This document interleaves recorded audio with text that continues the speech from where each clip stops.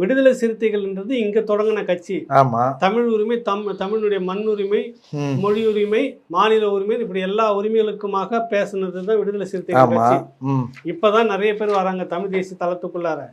எல்லாருமே முதல்ல தொடக்கத்துல வந்து சமீபமா இருந்தது வந்து இவர்தான் தொடக்கம், திருமாவளவன் தோழர் தான் தொடக்கம். கரெக்டுங்களா? இத்தனை பேர் இதுக்குமாக மொத்தம் தமிழ் தேசிய தளத்துல இருந்த ஒரு கட்சி அங்க போய் தொடங்கின உடனே அது அந்த மாநிலத்தின் நலனுக்காக தொடங்கும் இருப்பாங்க அப்படின்னா இப்ப 2 விசிகாவும் பார்டர்ல நின்று சண்டை போட்டுக்குவாங்களான்னு நான் கேட்கறேன். ஏன் நாங்க பொது கட்சி திருமாவளவன் சொல்லிட்டாருன்னு சொல்றீங்கல்ல, இதுதான் காங்கிரஸோட நிலைப்பாடு, இதுதான் பிஜேபியோட நிலைப்பாடு, இதுதான் கம்யூனிஸ்டோட நிலைப்பாடு, ஏன் அவங்களாம் கேட்க மாட்டீங்க?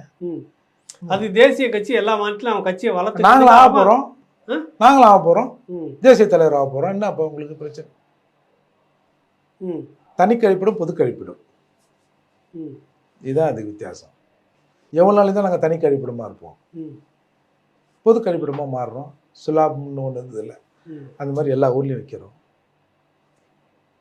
அதாவதுங்க நீங்கள் அவரை குற்றம் சொல்கிறீங்களே தவிர செருப்பை கட்டி இந்த தமிழ்நாட்டில் இருக்க ஜனங்களை அடிக்கணும். ஏன்னா நம்ம தமிழ்நாட்டில் இருக்கிறவன் வந்து தனி கொடுக்கணுவானா, இதே கட்சி அங்கே இருக்குமா, இதில் பேர் எழுச்சி தமிழரா, இவர் போய் அங்கே தண்ணி கொடுக்கக்கூடாதுன்னு அவங்க போராடுவாங்க. அப்படி நம்ம சொன்னோம்னா தமிழ்நாட்டில் இருக்க நமக்கு பயங்கரமான எதிர்ப்பு வரும் அப்படின்னு அவர் நினைக்கல, அவர் நினைக்க வைக்கல.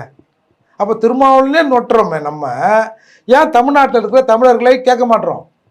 இங்கே இருக்கிற பெரும்பான்மையான தமிழர்கள் மொக்கையாக இருக்கானே. இப்போ கர்நாடக மக்கள் சரியாக இருக்கிறாங்க, தமிழ்நாட்டு மக்கள் சரியாக இல்லை அப்படின்னு நீங்கள் சொல்ல வரீங்களா? ஆமாம், நீங்கள் ஒன்று பண்ணுவேண்ணே. இப்போ நம்ம முதல்வருக்கு நமக்கு அரசியல் ரீதியாக என்னென்ன செயல்பாடுகளை நம்ம குறை சொல்கிறோம். ஆனால் முதல்வருக்கு வந்து செருப்பு மாலை போட்டானோ, இறுதி சடங்கு நடத்தினானோ, நம்மளாம் அப்போ கண்டிச்சோம்ல.